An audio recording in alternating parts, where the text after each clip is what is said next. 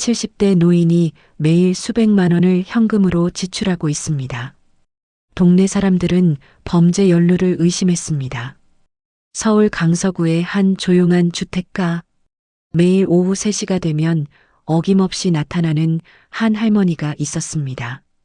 73세 박순자 할머니는 동네 마트에서 100만 원, 식당에서 80만 원, 약국에서 60만 원, 하루에 무려 250만 원을 새 돈으로만 결제했습니다. 3개월 전까지만 해도 이 할머니는 부업으로 청소 일을 하며 월 80만 원으로 근근히 살아가던 평범한 독거노인이었습니다. 그런 할머니가 어떻게 갑자기 한 달에 7천만 원이 넘는 돈을 쓸 수 있게 된 걸까요? 동네 사람들의 신고로 경찰 조사가 시작되었고 할머니의 통장에서 놀라운 금액이 발견되었습니다. 하지만 진실을 알게 된 순간 모든 사람들이 눈물을 흘렸습니다. 과연 할머니에게 무슨 일이 있었던 걸까요? 무료 버튼인 구독과 좋아요로 할머니의 이야기를 더 많은 분들과 나눠주세요.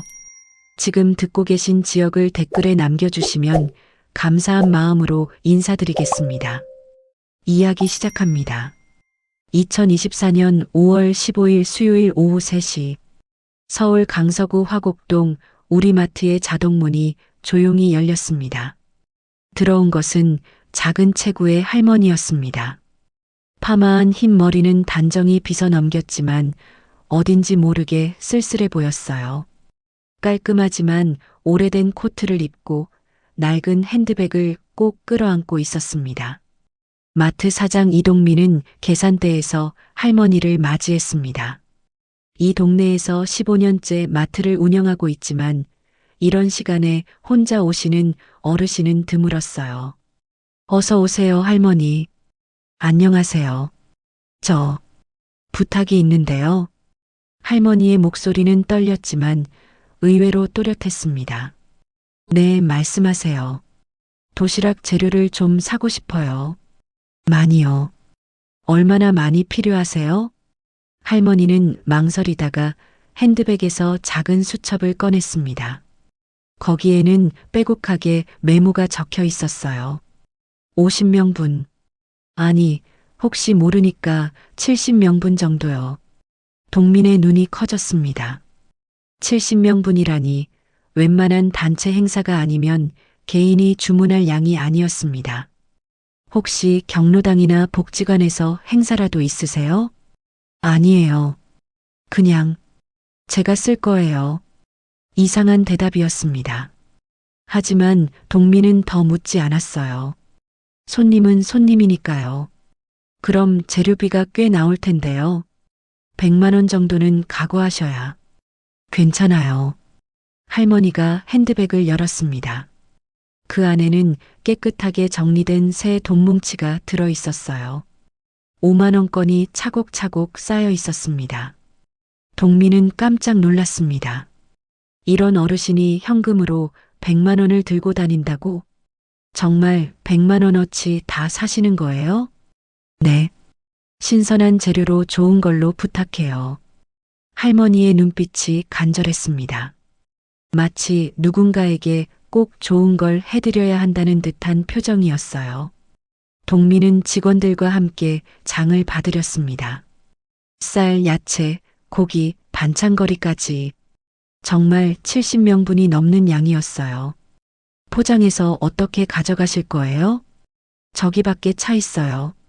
창밖을 보니 작은 트럭 한 대가 서 있었습니다. 운전기사가 기다리고 있었어요. 매일 오실 건가요? 할머니가 고개를 끄덕였습니다. 네. 매일 3시에 올게요. 같은 양으로 준비해 주세요. 그 말을 남기고 할머니는 조용히 떠났습니다. 동민은 한참을 그 뒷모습을 바라봤어요. 저런 할머니가 매일 100만 원씩? 뭔가 이상한데. 다음 날 오후 3시, 정말로 할머니가 다시 나타났습니다. 어서 오세요, 할머니. 어제와 같은 걸로 부탁해요. 역시 같은 양, 같은 시간, 그리고 새 돈 100만 원. 이번에는 동민이 좀 더 자세히 관찰해 봤습니다. 할머니의 옷차림은 검소했지만 깔끔했어요. 그런데 신발은 많이 낡았고 핸드백도 오래된 것 같았습니다. 부자 같지는 않은데 어떻게 매일 이런 돈을? 셋째 날, 넷째 날도 마찬가지였습니다. 어김없이 오후 3시에 나타나서 같은 주문, 새 돈으로 결제. 일주일이 지나자 동민은 궁금증을 참을 수 없었습니다. 할머니, 죄송한데요. 이렇게 많은 음식을 어디에 쓰시는지 여쭤봐도 될까요? 할머니는 잠시 망설이더니 작은 목소리로 대답했습니다. 아이들이 먹어요. 아이들이요? 네. 배고픈 아이들이 많거든요. 그게 다였습니다. 할머니는 더 이상 말하지 않았어요. 하지만 동민의 의문은 더 커졌습니다. 혼자 사는 할머니가 말하는 아이들이 누굴까요? 2주가 지나자 동네에 소문이 퍼지기 시작했습니다. 옆 건물의 행복식당 사장 김영희가 동민을 찾아왔어요. 이 사장님, 그 할머니 우리 식당에도 오세요. 매일 80만 원씩 도시락을 주문하시는데. 정말요? 우리 마트에서도 매일 100만 원씩 장을 보시는데. 두 사람은 서로를 바라봤습니다. 그럼 하루에 180만 원씩 쓰신다는 거네요? 이상하죠? 3개월 전까지만 해도 우리 마트에서 계란 10개, 우유 한 팩 사실 때 아껴가며 계산하시던 분인데 김영희의 눈이 커졌습니다. 그런 분이 갑자기 그날 저녁 두 사람은 동네를 돌며 다른 상인들에게 물어봤습니다. 놀랍게도 여러 곳에서 같은 할머니를 알고 있었어요. 건강약국에서는 매일 60만 원씩 영양제와 건강식품을 사가고 푸른 과일 가게에서는 50만 원씩 과일을 샀다고 했습니다. 계산해 보니 하루에 총 290만 원. 한 달이면 거의 9천만 원에 가까운 돈이었습니다. 이건 정상이 아니에요. 약국 사장 최철수가 걱정스럽게 말했습니다. 3개월 전까지 청소 일하시던 분이 갑자기 이런 거액을? 혹시 보이스피싱 당하신 건 아닐까요? 아니면 누군가 할머니를 이용하는 건지. 상인들은 모두 걱정이 되었습니다. 한편 순자 할머니는 매일 같은 루틴을 반복하고 있었습니다. 오전 10시 작은 원룸에서 눈을 뜨면 가장 먼저 하는 일이 있었어요. 책상 위에 곱게 모셔둔 딸의 사진에 인사하는 것이었습니다. 수정아, 엄마 일어났어. 오늘도 내가 하고 싶어 했던 일 하러 갈게. 사진 속 딸 수정은 25세의 밝은 모습이었습니다.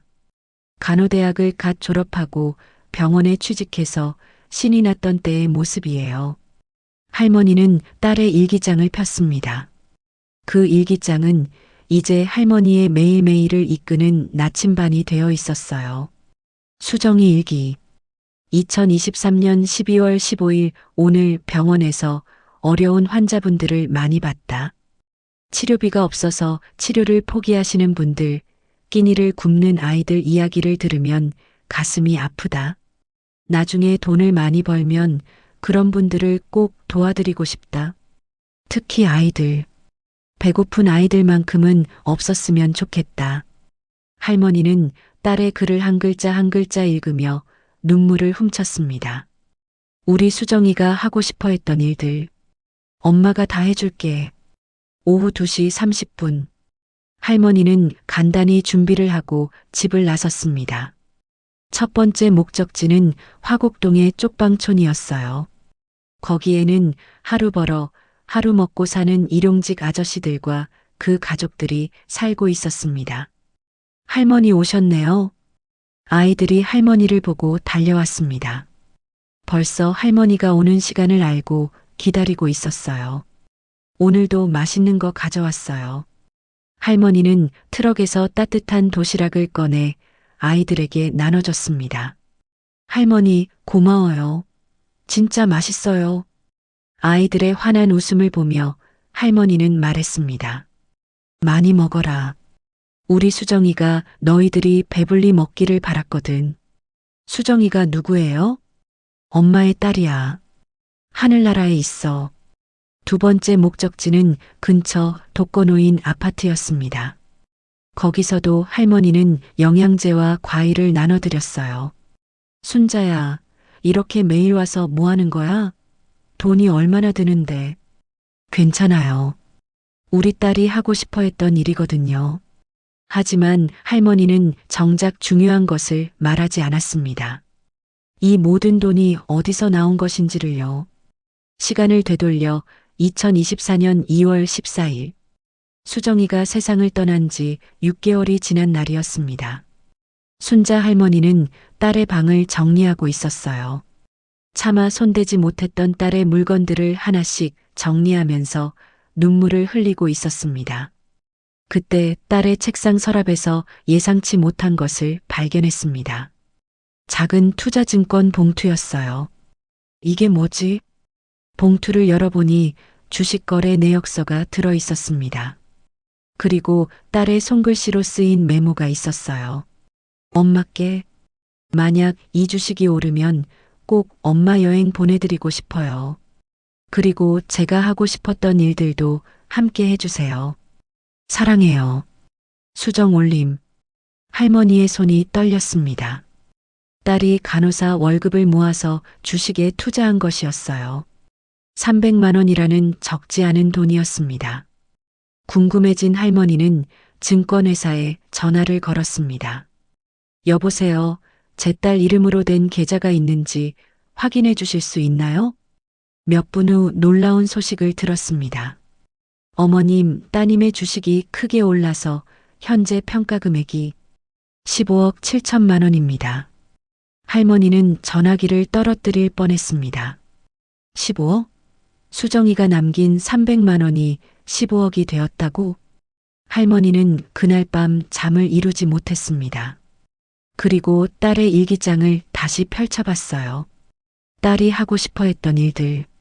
배고픈 아이들 돕기, 어려운 어르신들께 영양제 드리기, 병원비 없는 사람들 도와주기. 수정아, 내가 엄마한테 이런 선물을 남겨준 거구나. 엄마가 내 뜻대로 해줄게. 그것이 3개월 전 할머니의 특별한 일상이 시작된 순간이었습니다. 3주째 되던 어느 날 동네 상인들은 더 이상 참을 수 없었습니다. 이건 정말 이상해요. 혼자 사는 할머니가 한 달에 거의 1억씩 쓰신다고? 동민이 다른 상인들을 불러 모았습니다. 제가 할머니를 몰래 따라가 봤는데요. 과일가게 사장 박미숙이 말했습니다. 쪽방촌이랑 독거노인 아파트에 음식을 나눠주시더라고요. 그럼 선행을 하고 계시는 거네요? 그렇죠.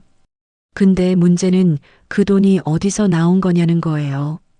상인들은 고민에 빠졌습니다. 좋은 일을 하고 계시는 건 맞는데 그 돈의 출처가 의심스러웠어요. 혹시 할머니가 사기를 당하신 건 아닐까요? 아니면 누군가 할머니를 이용해서 돈 세탁을 하는 건지. 요즘 노인분들 대상으로 한범죄가 많다던데요. 결국 상인들은 결정을 내렸습니다. 파출소에 신고해 봅시다. 할머니를 보호하기 위해서라도. 3월 5일 오후 2시 화곡 파출소의 김정민 순경이 우리 마트에 왔습니다. 신고 내용을 자세히 설명해 주세요. 동민이 처음부터 차근차근 설명했습니다. 매일 같은 시간에 와서 거액을 현금으로 결제하는 할머니, 새 돈만 사용하는 점, 그리고 폐지를 줍던 분이 갑자기 거액을 쓰게 된 점까지. 한 달에 거의 9천만 원씩 쓰신다고요? 네. 그것도 현금으로만. 김정민 순경의 표정이 심각해졌습니다. 일단 오늘 할머니가 오시면 제가 지켜보겠습니다. 오후 3시 평소와 같이 순자 할머니가 나타났습니다. 어서 오세요, 할머니. 네, 오늘도 같은 걸로 부탁해요. 김정민 순경은 멀리서 할머니를 관찰했습니다. 평범해 보이는 할머니였어요. 하지만 100만 원을 새 돈으로 결제하는 모습은 확실히 이상했습니다. 할머니가 떠난 후 순경은 동민에게 말했습니다. 할머니 주소지를 확인해서 직접 가봐야겠습니다. 다음 날 오전 10시, 김정민, 순경은 할머니의 집을 찾아갔습니다. 작은 원룸이었어요. 깔끔하게 정리되어 있었지만 화려하지는 않았습니다. 할머니, 안녕하세요. 파출소에서 나왔습니다. 순자 할머니는 놀라며 문을 열었습니다. 무슨 일이세요? 동네 상인분들이 걱정해서 신고를 하셨어요. 할머니가 혹시 사기를 당하고 계신 건 아닌지. 할머니는 잠시 침묵했습니다. 그리고는 작은 한숨을 쉬며 말했어요. 들어오세요. 말씀드릴게요. 순경이 들어가니 작은 방 한쪽에 딸의 사진이 단정히 모셔져 있었습니다. 제 딸이에요. 작년 8월에 하늘로 갔어요. 할머니는 떨리는 목소리로 딸 이야기를 시작했습니다. 간호사였는데 참 착한 아이였어요. 항상 어려운 사람들 돕는 걸 좋아했거든요. 할머니는 딸의 일기장을 꺼내 보여줬습니다. 여기 다 적혀 있어요. 수정이가 하고 싶어 했던 일들이. 순경이 일기를 읽어보니 정말로 선행에 대한 내용들이 가득했습니다. 그런데 이 많은 돈은 어디서? 할머니는 딸의 책상 서랍을 열었습니다. 그 안에는 주식 거래 내역서가 들어 있었어요. 수정이가 몰래 주식을 사놨더라고요. 엄마한테 여행 보내드리려고. 그런데 그 주식이. 할머니가 은행 통장을 꺼냈습니다. 순경의 눈이 커졌어요. 잔액 14억 8천만 원. 15억이 넘었는데 벌써 1억 정도 썼네요. 할머니가 씁쓸하게 웃었습니다. 수정이가 하고 싶어 했던 일들을 하나씩 해주고 있어요. 혼자 여행 가는 건 의미 없잖아요. 수정이 없는데. 순경은 가슴이 먹먹해졌습니다. 할머니, 정말 죄송합니다. 저희가 오해를. 아니에요. 당연히 의심할 만했죠. 갑자기 이런 돈을 쓰니까. 할머니는 창밖을 바라보며 말했습니다. 의사 선생님이 그러시더라고요. 제가 오래 못 산다고. 그럼 이 돈 다 쓰고 가야죠. 수정이 뜻대로. 김정민, 순경은 급히 상인들을 모았습니다. 할머니는 범죄와 전혀 관련이 없습니다. 오히려 순경이 할머니의 사연을 설명하자 모든 사람들이 눈물을 흘렸습니다. 그런 사연이. 동민이 목이 메었습니다. 딸분이 남긴 유산으로 딸분이 하고 싶어 했던 일을 하고 계셨다니. 우리가 정말 몰라봤네요. 상인들은 부끄러워했습니다. 할머니께 사과드려야겠어요. 그날 오후 3시, 평소와 같이 할머니가 마트에 왔을 때 상인들이 모두 모여 있었습니다. 할머니, 저희가 정말 죄송합니다. 동민이 깊이 고개를 숙였습니다. 오해해서 신고까지 하고. 아니에요. 걱정해 주셔서 고마워요. 할머니는 오히려 미소를 지었습니다. 할머니, 앞으로 저희가 도와드릴게요. 김영희가 나섰습니다. 도시락 만드는 것도 도와드리고 나눠주는 것도 함께 하겠어요. 그래요. 할머니 혼자 하지 마시고 우리가 함께 해요. 상인들이 입을 모아 말했습니다. 할머니의 눈에 눈물이 맺혔습니다. 정말 고마워요. 수정이가 하늘에서 기뻐할 거예요. 그날부터 화곡동은 완전히 달라졌습니다. 매일 오후 3시가 되면 상인들이 자발적으로 모여서 할머니를 도왔어요. 누구는 음식을 준비하고 누구는 배달을 도왔습니다. 한 달 후에는 수정이 나눔센터라는 이름의 작은 공간도 생겼습니다. 할머니가 딸의 이름으로 임대한 곳이었어요. 할머니, 오늘 몇 명이나 오셨어요? 70명쯤 왔을까? 아이들이 많이 왔어. 수정이가 정말 좋아했을 거예요. 상인들은 이제 할머니를 수정이 엄마라고 불렀습니다. 어느 날 할머니가 상인들에게 말했습니다. 여러분께 보여드리고 싶은 게 있어요. 할머니는 딸의 마지막 편지를 꺼냈습니다. 사랑하는 엄마께 엄마가 이 편지를 읽고 계신다면 제가 더 이상 곁에 없다는 뜻이겠죠. 미안해요, 엄마.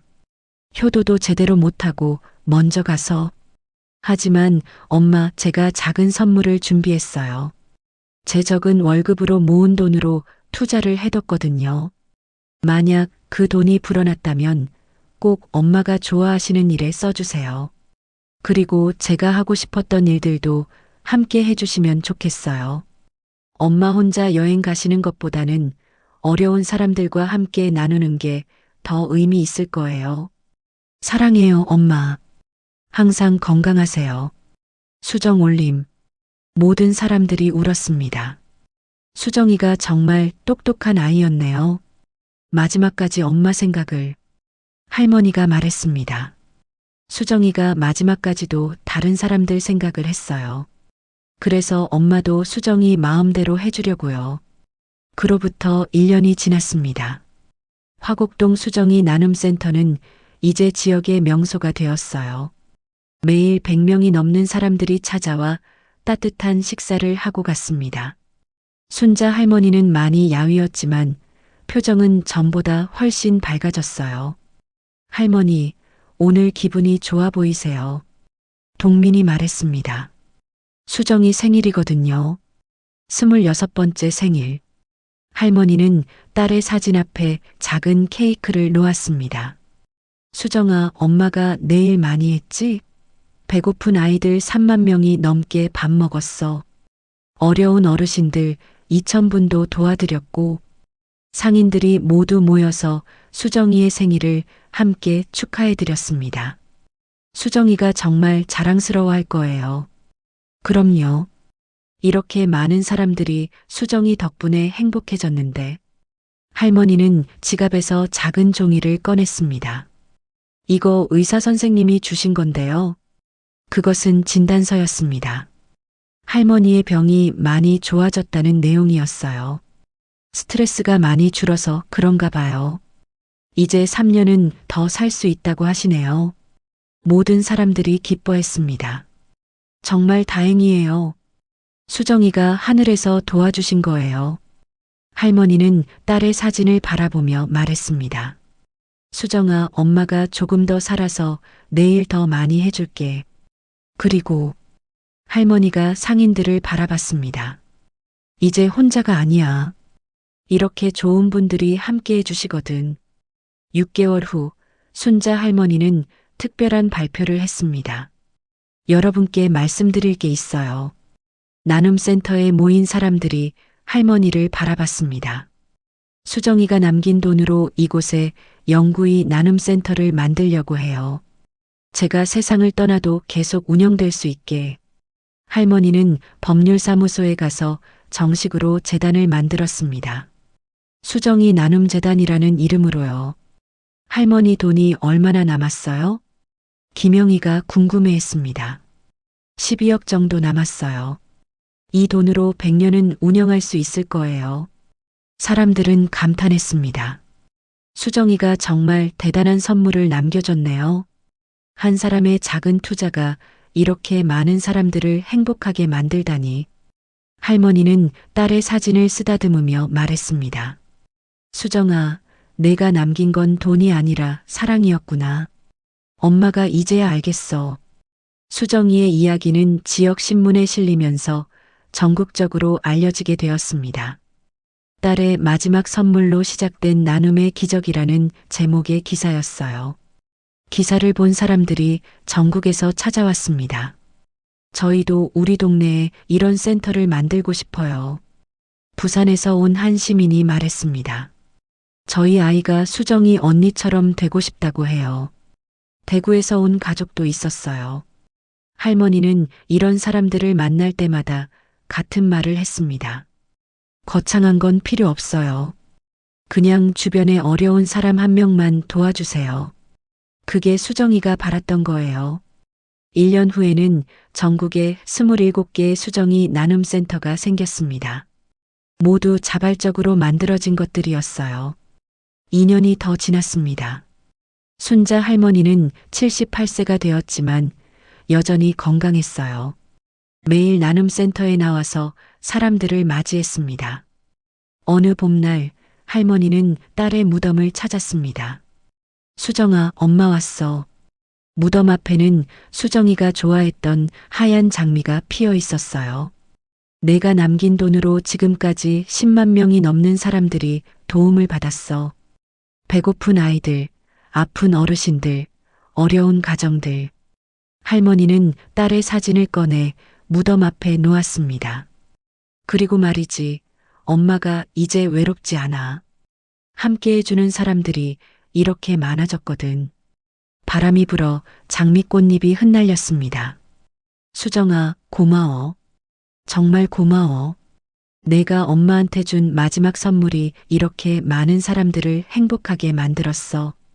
할머니는 가방에서 작은 통장을 꺼냈습니다.